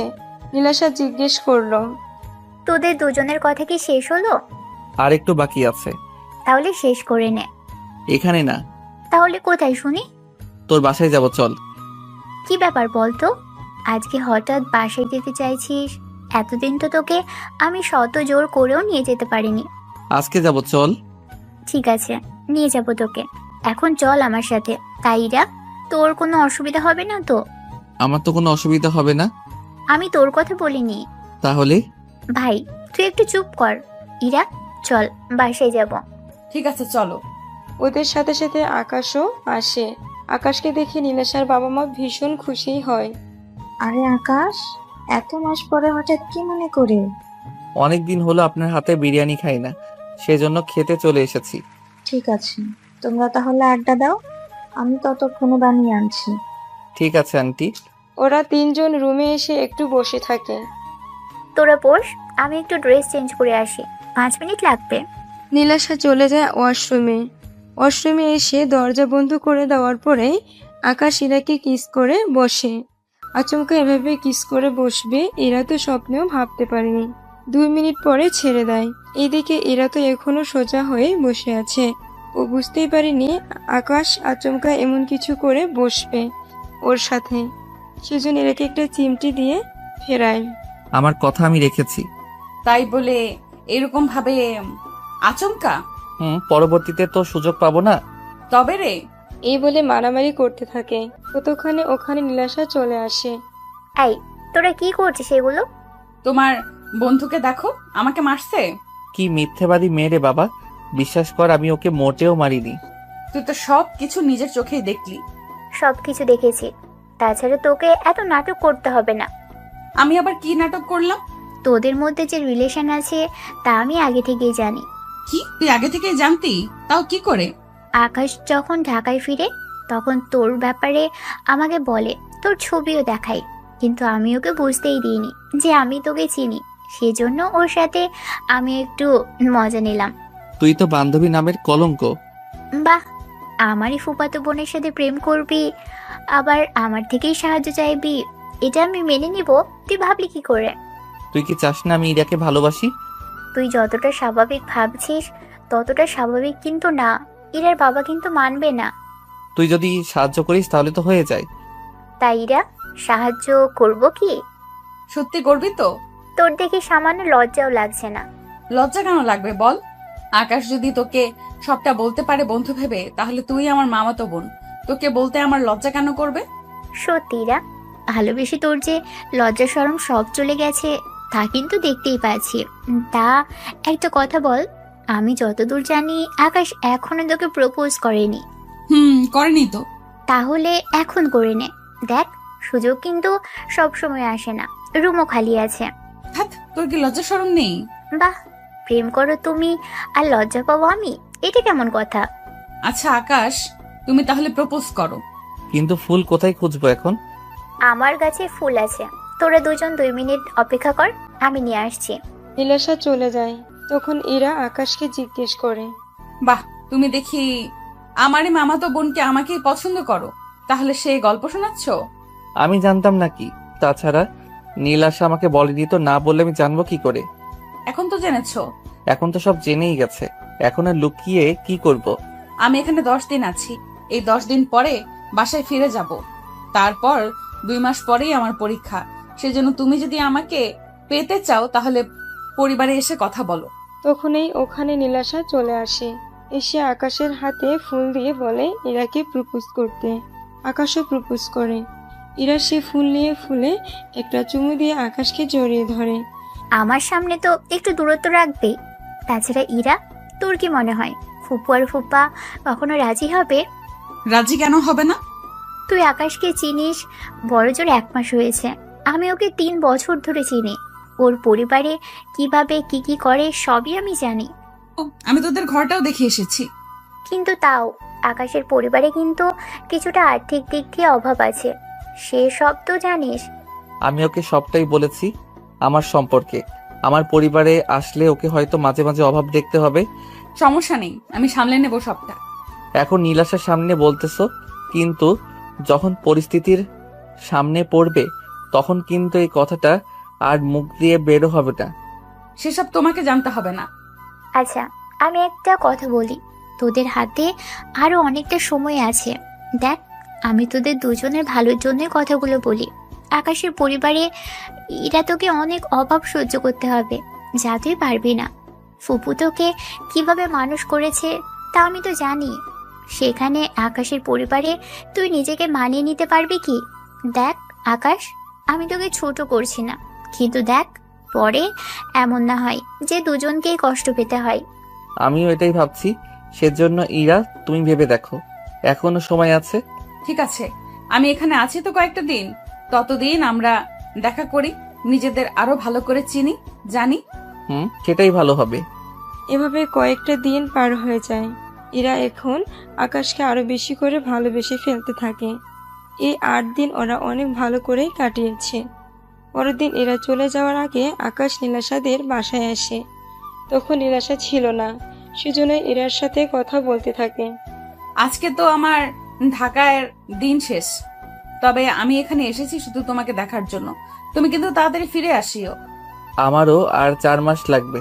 যাওয়ার আগে আরেকটা স্পেশাল গিফট তোমাকে দিতে চাই। কি গিফট? কথাটা শুনে এরা আকাশকে জড়িয়ে ধরে কিস করে বসে। অনেকটা সময়ের পরে ছেড়ে দেয়। বাকি আদর বিয়ের পরে পাবে। আমি তাহলে এখন চলি। নীলাশা কি তোমাকে এগিয়ে দিবে না? ও টিকিট কাটতে গেছে, আমাকে নিচে নামতে বলেছে। সাবধানে যেও তাহলে। এই বলে এরা চলে যায়। এরা যাওয়ার পরে আকাশে তেমন কিছুই ভালো লাগতো না। এভাবে অনেকগুলো মাস চলতে থাকে।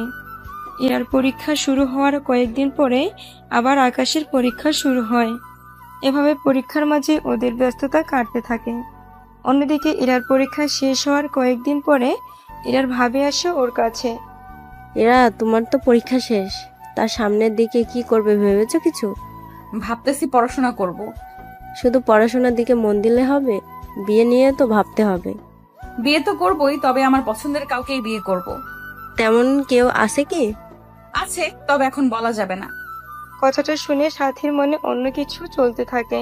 কেননা সাথী ভেবেছিল এরকম হবে, কিন্তু এরার কথা শুনে অন্য রকম সবটা মনে হচ্ছিল। সেজন্য উনি এসে আবিরকে সবটা জানায়। আবির তো সবটা শুনে অনেক রেগে যায়। তেমনি ঈশাও ইরাকে সেম প্রশ্ন করে। ইরা ওনাকেও সেম ভাবে উত্তর দিলে উনিও সে সব কিছু এসে ঈশানকে বলে। তাহলে তো ব্যাপারটা বাবাকে জানাতে হয়। ব্যাপারটা আব্বুকে আগে জানাতে হবে না। কেন কেন? তুমি কি জানো না তোমার বাবা নিজেও তো প্রেম করে বিয়ে করেছে? উনি ঠিকই প্রেম করে বিয়ে করেছে, কিন্তু আমাদের দু ভাইকে কখনো প্রেম করতে দেয়নি। যেখানে ইরা যদি কাউকে পছন্দ করেও থাকে তাও মেনে নিবে না। আমি তাহলে খোঁজ নিচ্ছি ইরার সাথে কারোর কোনো চক্কর চলছে কিনা, সেটা আমাকে খুঁজে বের করতে হবে। কথাটা বলে উনি তো বের হয়, সাথে আবিরও। কিন্তু ওরা দুজনে যে একই কাজে বের হয়েছে তা ওনারা নিজেরাও জানে না। এভাবে কয়েকটা দিন যাওয়ার পরেও ওনারা ঠিক বুঝে উঠতে পারেনি আসলে কার সাথে এরা রিলেশন চলছে। 1 মাস যেতে থাকে। এই 1 মাসে এরার ভাবিরা ইরার সাথে কথায় কথায় রাগ দেখায়, কেননা ওনারা দুজনেই ইরাকে বলেছে তাদের ভাইকে বিয়ে করার জন্য, কিন্তু তাও আলাদা, মানে সাথী ওর ভাইয়ের সাথে বলেছে আর ঈশা ওর ভাইয়ের জন্য। ইরা তো দুজনকেই মানা করে দেয়, কিন্তু সাথী জানে না ঈশার কথাগুলো, তেমনি ঈশাও সাথীর কথাগুলো জানে না। এভাবে কয়েকটা দিন যাওয়ার পরে আকাশ, তুমি ফিরবে গ্রামে? এই তো আর 15 দিন পরে। কিছু কি হয়েছে? বুঝতেছি না, ভাইয়া ভাবিরা মিলে আমাকে সারাক্ষণ জ্বালিয়ে মারতেছে। ঠিক বুঝলাম না। মানে ওনারা চাচ্ছে আমি ওনাদের ভাইয়াদের বিয়ে করি, কিন্তু আমি রাজি না হতে এখন আগের মতো কথাই বলে না আমার সাথে। তোমার বাবা মা কি জানে ব্যাপারটা? ওনাদের বলিনি, তাছাড়া বাবা মা জেনেও কিছু বলবে না। তুমি গ্রামে আসো, তারপরে আমি তোমাকে পরিবারের সাথে পরিচয় করিয়ে দিব। ঠিক আছে, কয়েকটা দিন সময় দাও আমাকে, আমি সবটা ঠিক করে আসতেছি। রাখি তাহলে। এরপর কল কেটে দেয়। 15 দিন পরে আকাশ গ্রামে আসে। তখন ইরার সাথে দেখা করে। আমার ভাইয়েরা উঠে পড়ে লেগেছে, কি করব বলো? আমার তো পড়াশোনা শেষ হলো, চাকরি তো নেই। তোমার পরিবার তো এরকম অবস্থায় আমার হাতে তোমাকে তুলেও দিবে না। তুমি আন্টিকে নিয়ে আমাদের বাসায় আসো। তোমার ভাই আর বাবা ওনারা যদি মাকে উল্টাপাল্টা কোনো কথা বলে? তাহলে একটা কাজ করো, তুমি কাল আমাদের বাড়িতে আসিও।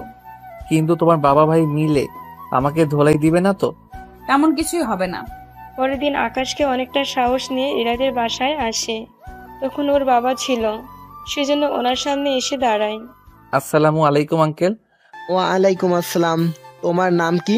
কোন ওয়ার্ডে থাকো? আমার নাম পারভেজ হোসেন আকাশ। আমরা একই ওয়ার্ডে থাকি। কিন্তু তোমাকে যে কখনো এই গ্রামে আমি দেখিনি। জি, আমি তো গ্রামে থাকি না, ঢাকায় থাকি, ওখানেই পড়াশোনা করি। এখন আমার কাছে কি দরকারে এসেছো? বলো কি জন্য এসেছো? এদিকে ইরা দরজার সামনে উকি দিয়ে দেখতে থাকে, সাথে ইশারায় আকাশকে বলতে বলে। কি ভাবছো? আমার হাতে এতটা সময় নেই, যা বলার একটু তাড়াতাড়ি করে বলো। আঙ্কেল, আমি আপনার মেয়েকে ভালোবাসি আর ওকেই বিয়ে করতে চাই। কথাগুলো এক নিঃশ্বাসে বলে শেষ করে। কথাগুলো শুনে ইরা তো অনেক খুশি হয়ে যায়, কিন্তু ইরার বাবা কথাগুলো শুনে রেগে যায়। কি তোর এত বড় সাহস? তুই আমার মেয়েকে বিয়ে করার প্রস্তাব নিয়ে আসার সাহস পেলি কোথায়? আজকে তোকে আমি এখানেই লোক দিয়ে। ইরার বাবা বাকি কথা বলার আগে ইরা এসে ওর বাবার সামনে দাঁড়ায়। আব্বু, ওর কোনো ক্ষতি করো না, আমিও ওকে ভালোবাসি। ইরার মুখে কথাটা শুনে রফিক চৌধুরী একটু শান্ত হয়ে বসে। তারপর আকাশকে খুঁটিনাটি জিজ্ঞেস করতে থাকে। সবটা শোনার পরে বলে, তোমার কোনো ইনকাম নেই, তাছাড়া তুমি যে আমার মেয়ের ভরণ পোষণ চালাবে সেটাও তো তোমার দ্বারা সম্ভব হবে না। সেজন্য আমি তোমার হাতে আমার মেয়েকে তুলে দিতে পারবো না। তাই তোমার জন্য ভালো হবে আমার মেয়ের পিছু ছেড়ে দাও, নয়তো বুঝতেই পারছো আমি তোমার কি কি করতে পারি। আপনার কাছে কি ইরার ভালোবাসার কোনো দাম নেই? দাম আছে। আমার মেয়ে কখনো রান্না পর্যন্ত করেনি। তোমার বাড়িতে যাওয়ার পরে ওকে রান্না করে কাটাতে হবে। আমার বাড়িতে ও যা কিছু পেয়েছে, তোমার সাথে থাকলে হয়তো তার কোনো কিছুই ও দেখবে না। সেজন্য আমার মেয়েকে আমি অন্য কোথাও বিয়ে দেব।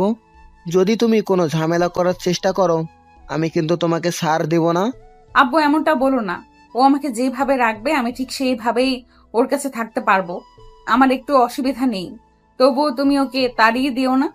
তোকে আমি চুপ থাকতে বলেছি, আর তুমি যাও এখান থেকে। আকাশ আসতে না চাইলেও ইরার বাবা ওনার লোক দিয়ে আকাশকে বের করে দেয়। বের করে ইরার মাকে ডেকে পাঠায়। শোনো ইরার মা, তোমার মেয়ে আজ থেকে এই ঘরের বাইরে যাওয়া নিষেধ। আমি 7 দিনের ভিতরে ওকে বিয়ে দেব। সেজন্য আমি আজকেই ঘটককে বলছি ছেলে দেখার জন্য। প্লিজ আব্বু, এরকমটা করো না। ইরার বাবা কোনো কথাই শুনেনি, ইরাকে আটকে রাখা হয়। তা দেখে ইরার ভাবিরা তো অনেক খুশি। দেখতে দেখতে 4 দিন কেটে যায়। ইরার জন্য ছেলেও দেখা হয়েছে। 2 দিন পরে ওদের বিয়ে। কিন্তু আকাশ আর ইরা কোনোভাবে যোগাযোগ করতে পারছে না একে অপরের সাথে। অন্যদিকে আকাশ সবটা ওর বন্ধু শাকিলকে বলে। ও সবটা শোনার পরে বলে, একটা কাজ করলে হয় না? কি কাজ? এরপর শাকিল কিছু কথা ওকে বলে। সবটা শুনে আকাশের মনে কিছুটা সাহস পায়। অন্যদিকে নীলাশাও চলে আসে ইরার কাছে। আসার পরে নীলাশা আর ইরা কথা বলতে থাকে। আচ্ছা, আকাশের নাম্বার তো আমার কাছে আছে, আমি ওর সাথে কথা বলে একটা ব্যবস্থা করছি। যা বলার তাড়াতাড়ি করো। এত কান্না করার কিছু হয়নি, আমি একটা ব্যবস্থা করছি। অন্যদিকে নীলাশা আর আকাশ যোগাযোগ করে। ওরা কি কি করবে না করবে সবটা নিজেদের মধ্যে কথা বলে নেয়। বিয়ের দিন নীলাশা ইরাকে নিয়ে রুমে থাকে। ইরাকে সাজানোর জন্য পার্লারে নিয়ে আসে। সাথে কিছু লোক পাঠাতে চাইলে নীলাশা বারণ করে। আরে ফুপা, আমি আছি তো, এত টেনশন করবেন না। আচ্ছা যাও তাহলে। সে সুযোগে ইরাকে নিয়ে বের হয়। অন্যদিকে আকাশ আর শাকিল বের হয়ে চলে আসে পার্লারে। ওখানে প্ল্যান অনুযায়ী যা যা করার তাই ওরা করে নেয়। সে সুযোগে ইরাকে নিয়ে বের হয়। অন্যদিকে আকাশ আর শাকিল বের হয়ে চলে আসে পার্লারে। ওখানে প্ল্যান অনুযায়ী যা করার তাই ওরা করে নেয়। সে সুযোগে আকাশ ইরাকে নিয়ে ওখান থেকেই পালায়। তবে পালানোর আগে নীলাশা কিছু টাকা ওদের হাতে দেয়। আপাতত এই টাকা রাখ, এই নে আমার বাসায় চাবি, তোরা সোজা আমার বাসায় উঠবি। বাবা মাকে পরে আমি সামলে নিব। তাছাড়া বাবা মা তোর কথা শুনলেই কিছু বলবে না। আমি তাহলে চলি এখন। সাবধানে যাস। আর আপনি একটা কাজ করুন, আমাকে কিছুক্ষণের জন্য অজ্ঞান করে ফেলুন, যেন কেউ সন্দেহ করতে না পারে। বাহ, আপনার মাথায় তো দেখি অনেক বুদ্ধি। সেটা বরাবরই আছে, আচ্ছা, এবার আপনি আপনার কাজ করে এখান থেকে বিদায় হন। শাকিল এরপর বাকি কাজটা করে। অন্যদিকে আকাশ ইরাকে নিয়ে চলে আসে বাস স্ট্যান্ডে। এসে গাড়িতে বসে যায়, কেননা ইরার শরীরে তখন জামা ছিল বলে কেউ ব্যাপারটা অন্যদিকে নেয়নি। অন্যদিকে 1 ঘন্টা পার হয়ে যায়। ইরার বাবা কল দিয়ে কোনোভাবে কথা বলতে পারছে না বলে উনি আবিরকে পাঠায়। আবির এখানে এসে দেখে নীলাশা অজ্ঞান হয়ে গেছে।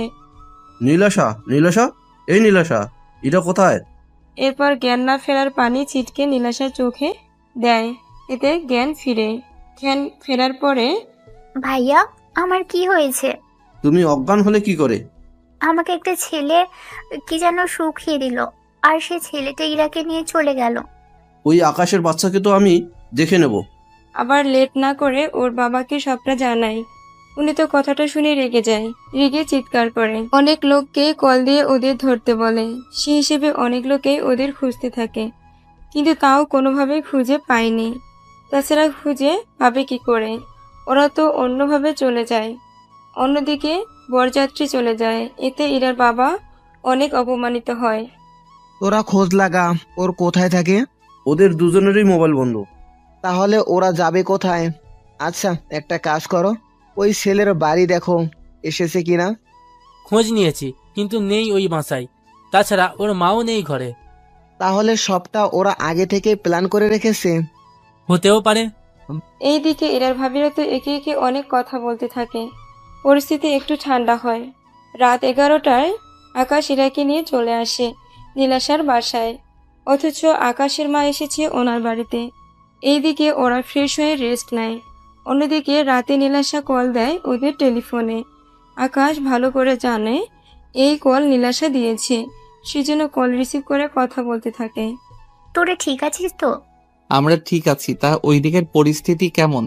এখানকার পরিস্থিতি তো অনেক খারাপ ছিল, বর্তমানে এখন ঠিক আছে। তবে যাই করিস সাবধানে থাকিস। তা তোরা বিয়ে কি করেছিস না পরে করবি? এছাড়া একা একা কিভাবে বিয়ে করি? তা তোরা আসবি কখন? আমরা হয়তো 2-3 দিনের ভেতরে চলে আসবো। আচ্ছা, তোরা আসার পরেই বিয়ে করে নিব। ততদিন তোরা কি একসাথে থাকবি? চিন্তা করিস না, আমরা আলাদা রুমেই থাকবো। আচ্ছা, রাখি তাহলে। এভাবে 2 দিন কেটে যায়। পরিস্থিতি এখনো স্বাভাবিক হলো না, মানে সবাই মোটামুটি এখনো অনেক রেগে আছে। 2 দিন পরে নীলাশা ওর বাবা মাকে নিয়ে রওনা দেয়। রাস্তায় নীলাশা ওর বাবা মাকে সবটা বুঝিয়ে বলে। সবটা শোনার পরে নীলাশার মা বলেন, তুই এরকম একটা কাজ করবি, আমাদের আগে তো বলতে পারতি। কি করবো আম্মু, সুযোগ তো হয়ে ওঠেনি। তাছাড়া প্লিজ আব্বু আম্মু, আকাশকে কোনো কিছু বলিও না। তোমরা তো জানো আকাশ কেমন ছেলে।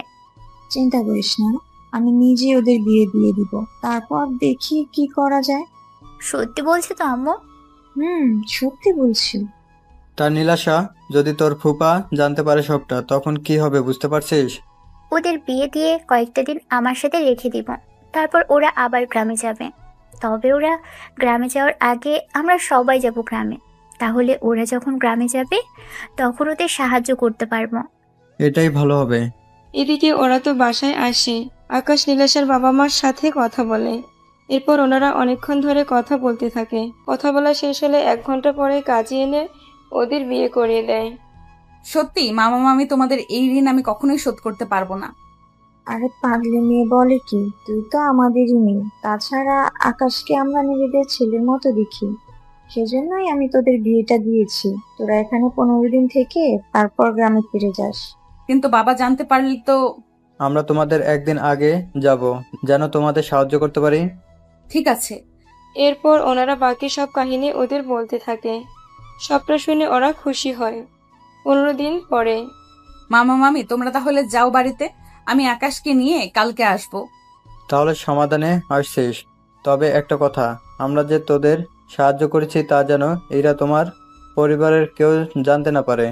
চিন্তা করবেন না মামা, কেউ কোনো কিছুই জানবে না। আপনারা তাহলে এবার বের হতে পারেন। নীলাশা ওর বাবা মাকে নিয়ে বেরিয়ে পড়ে।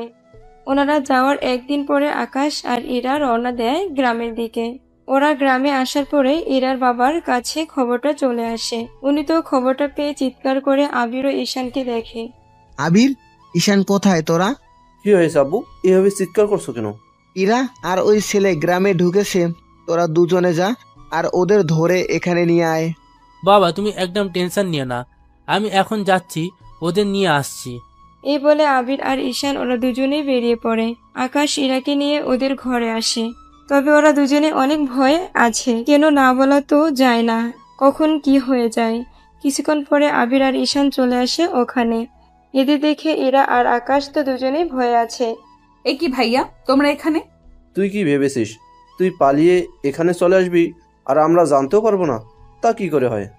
প্লিজ ভাইয়া, আমাদের কোনো ক্ষতি করো না।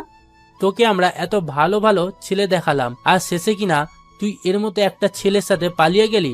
আপনারা যদি আমাদের ভালোবাসা মেনে না নেন তাহলে তো আমাদের কোনো কিছু করার থাকবে না। ওই তুই চুপ কর, বেশি কথা বললে তোকে আমি এখানেই মেরে ফেলবো। প্লিজ ভাইয়া, ওকে মেরো না। ওকে মারলে আমি যে বিধবা হয়ে যাব। ভাইয়া ওদের আব্বুর কাছে নিয়ে যাই, উনি যা করার করবে ওদের সাথে। ঠিক আছে চলো তাহলে। এই বলে ওরা দুই ভাই মিলে আকাশ আর ইরাকে নিয়ে বের হয়। ওদের দুজনে নিয়ে ইরার বাবার সামনে এসে দাঁড় করায়। আকাশকে দেখে ইরার বাবা রাগে ফেটে পড়ে, সেজন্য কয়েকটা থাপ্পড়ও দেয়। এতেও আকাশ কিছু বলেনি, কেননা এটা স্বাভাবিক।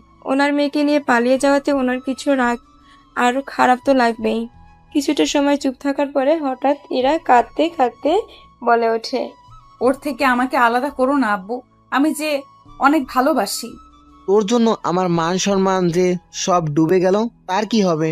বাবা একটা কাজ করি, এই ছেলেটাকে মেরে ইরাকে আমরা আবার বিয়ে দেব।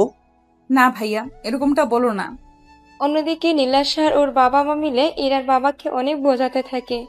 1 ঘন্টা পরে এর বাবা রাজি হয়।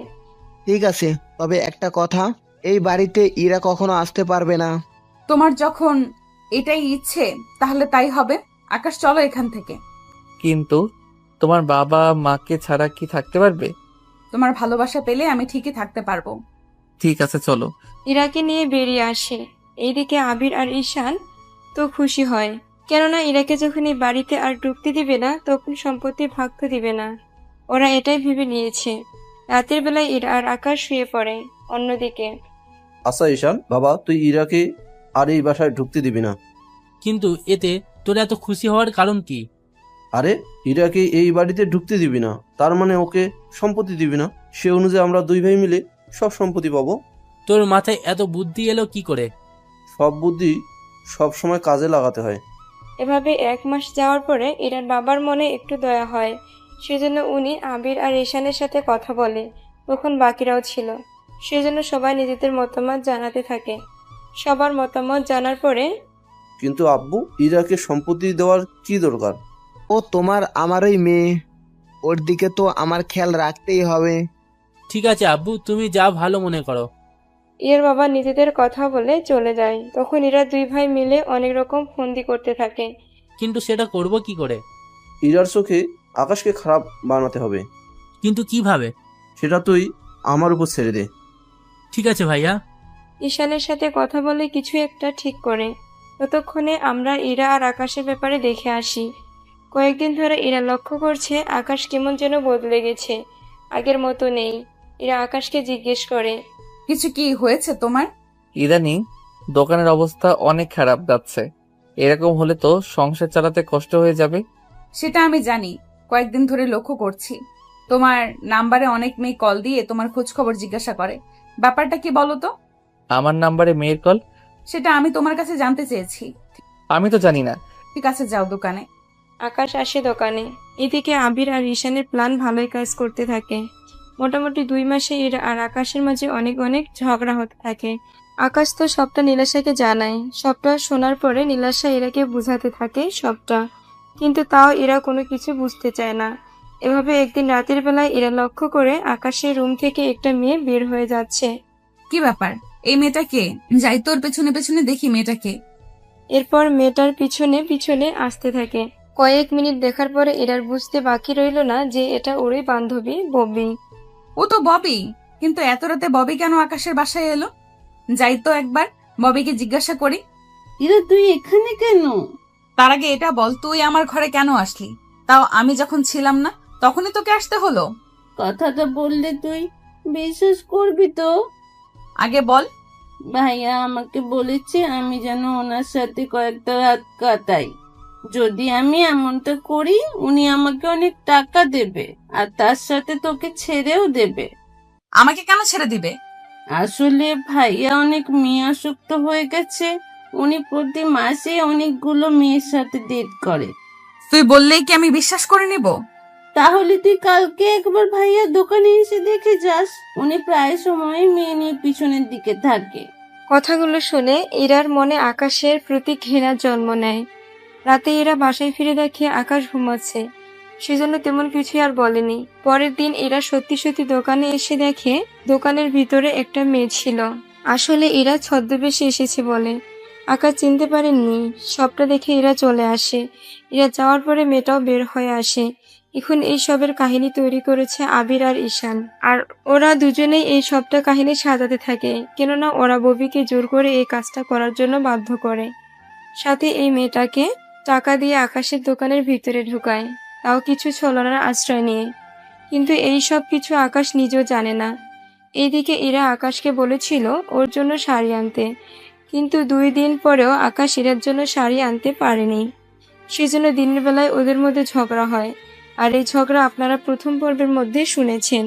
ওদের ঝগড়ার পরে কি হয়েছে তা আপনারা এরপর জানতে পারবেন। তাহলে চলুন বর্তমানে ফিরে আসি। বর্তমানে আকাশ হসপিটালে আছে, আর ইরা ওর বাবার বাড়িতে চলে এসেছে। এখানে ইরাকে দেখে ওর ভাইদের প্ল্যান সাকসেস হয়, সেজন্য ওর কাছে আসে। একই বোন, তুই কাঁদছিস কেন? চুপ করে আছিস কেন? এরা কেঁদেই চলেছে। কাঁদতে কাঁদতে ওনাদের সবটা বলতে থাকে। সবটা শোনার পরে আবির নাটকীয় ভঙ্গিতে বলতে থাকে। আমরা তো তোকে আগেই বলছিলাম, কিন্তু তুই কোনো কথাই আমাদের শুনলি না। আমি যে বড্ড ভুল করে ফেলেছি ভাইয়া।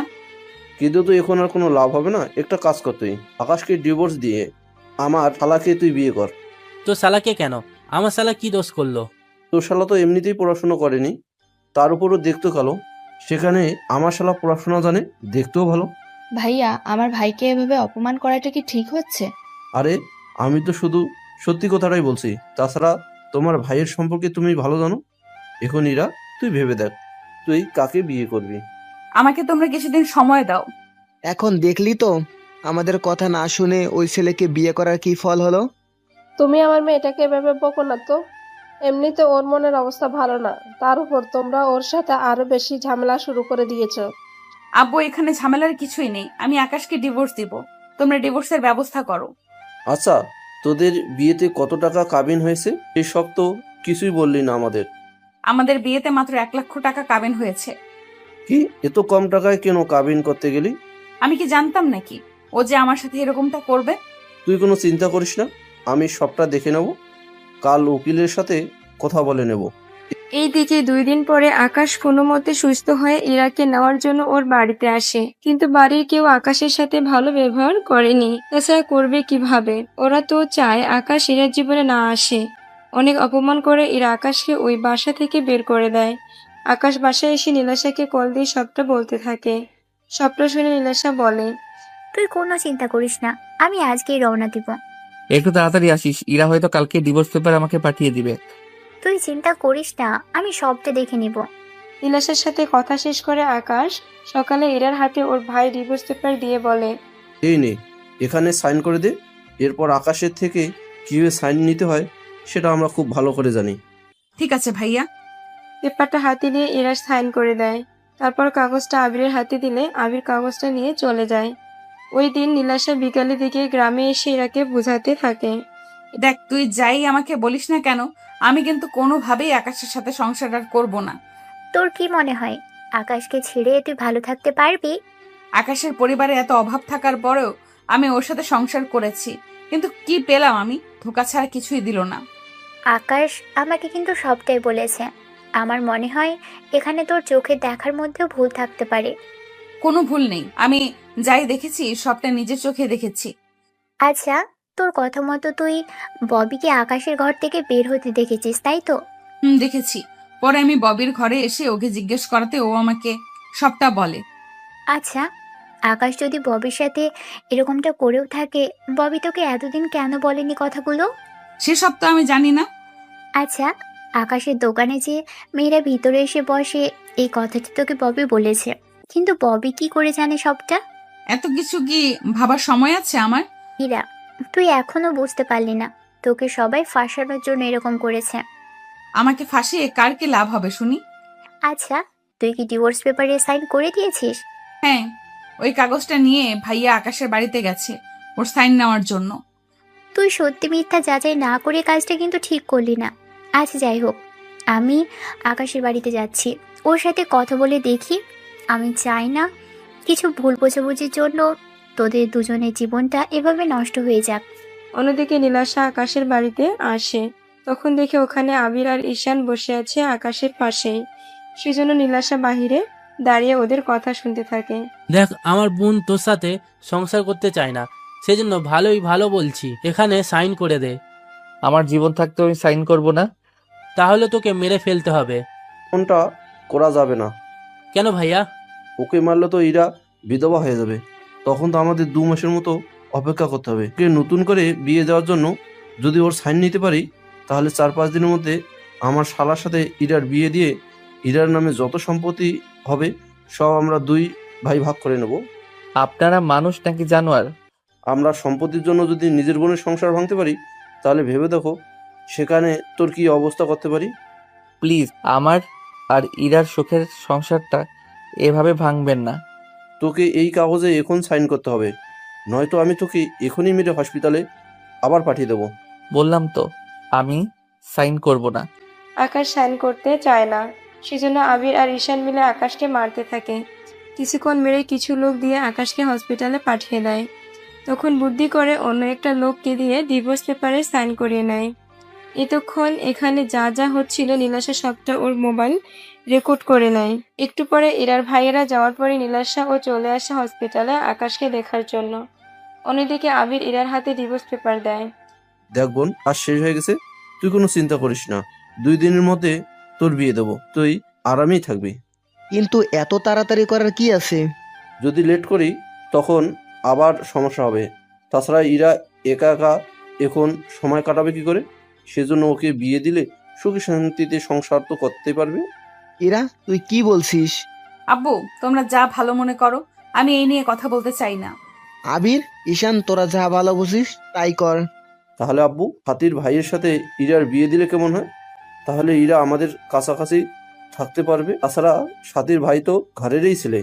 সেজন্য তো বলেছি যা ভালো বুঝিস তোরা করে নে। তাহলে কালকেই ওদের বিয়ের ব্যবস্থা করি। এদিকে ইরা কোনো কিছুই বলছে না, শুধু নীরবে চোখের পানি ফেলতে থাকে। অন্যদিকে নীলাশা আকাশের সাথে হসপিটালে আছে। এদিকে ইরার বিয়ে নিয়ে মোটামুটি সবটা প্রস্তুত করতে থাকে। মোটামুটি পারিবারিকভাবে ওদের খাওয়ার আয়োজন করতে থাকে। পরের দিন আকাশের জ্ঞান ফিরে নীলাশাকে দেখতে পায়। নীলাশা, তুই এখানে?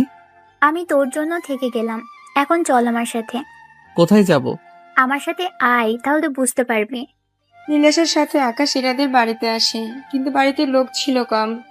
কারণটা তো আপনাদের আগেই বলেছি আমি। ওরা ভিতরে এসে দেখে এরা বউ সেজে বসে আছে, পাশে আছে আবিরের শালা। এমন দৃশ্য আকাশ যে দেখবে তা ভাবতে পারেনি। নীলাশা চিৎকার করে বলে ওঠে, ফুপা, বন্ধ করে নে বিয়ে। নীলাশা, তুই এখানে? সাথে ওকে কোথায় পেলি তুই? ওকে আমি নিয়ে এসেছি, তাছাড়া তোমরা যা চাচ্ছ তা আমি কখনো হতে দিব না।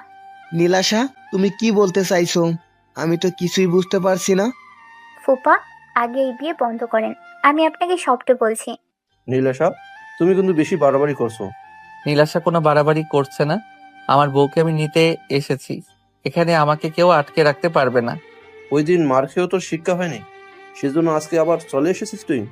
আমি বেঁচে থাকতে আমার বউকে অন্য কারোর সাথে বিয়ে দিতে পারেন না। তোর সাথে আমার ডিভোর্স হয়েছে, সেজন্য আমাকে স্ত্রী বলার কোনো অধিকার তোর নেই। ইরা, আকাশ তোকে ডিভোর্স দেয়নি। যদি ডিভোর্স না দিয়ে থাকে তাহলে ডিভোর্স পেপারে ওটা কার সাইন ছিল? তাছাড়া যা খুশি হোক, ওর মতো ছেলের সাথে তো আমি সংসার করব না। ফুপা আর ইরা, তোমাদের দুজনকেই আমি কিছু দেখাবো, যা দেখলে তোমরা সবাই বুঝতে পারবে। তুমি আবার কি দেখাবে? আব্বু, আগে বিয়েটা তো হয়ে যাক, তারপর না হয়। ইরার যেখানে ডিভোর্সই হয়নি সেখানে ওকে বিয়ে দিবেন কি করে? আচ্ছা, সে বিষয়ে পরে কথা বলছি, আগে আপনারা দুজন এই ভিডিওটা দেখুন। 10 মিনিটের ভিডিও দেখে ইরার বাবা আর ইরা তো বিশ্বাস করতে পারছে না আবির আর ঈশান এরকম কোনো কাজ করে বসবে। এরা ভিডিও দেখে চোখের পানি ফেলতে থাকে। এরার বাবা তো এখন ও শকড হয়ে আছে, কি বলবে তাই ভাবছে। আমি ভাবতেও পারিনি তোরা আমার ওই সন্তান হয়ে নিজের আপন বোনের সাথে এরকম একটা কাজ করবি। কিসের ভিডিও ছিল এটা? তোমরা দুজন আকাশের বাড়িতে এসে যা যা করেছো বলেছো সবকিছু রেকর্ড করেছিল এখানে। এরা বিশ্বাস করো, এই সব মিথ্যা ছিল। ভাইয়া তোমাদের এত ভালোবাসা আর তোমরা এর প্রতিদান এই দিলে আমাকে। তোরা ইরার সাথে যা করেছিস এর জন্য আমি তোদের কখনো ক্ষমা করব না। আকাশ, তুমি আসো আমার কাছে, আমি আজকে নিজে দাঁড়িয়ে থেকে তোমার আর ইরার বিয়ে দেব।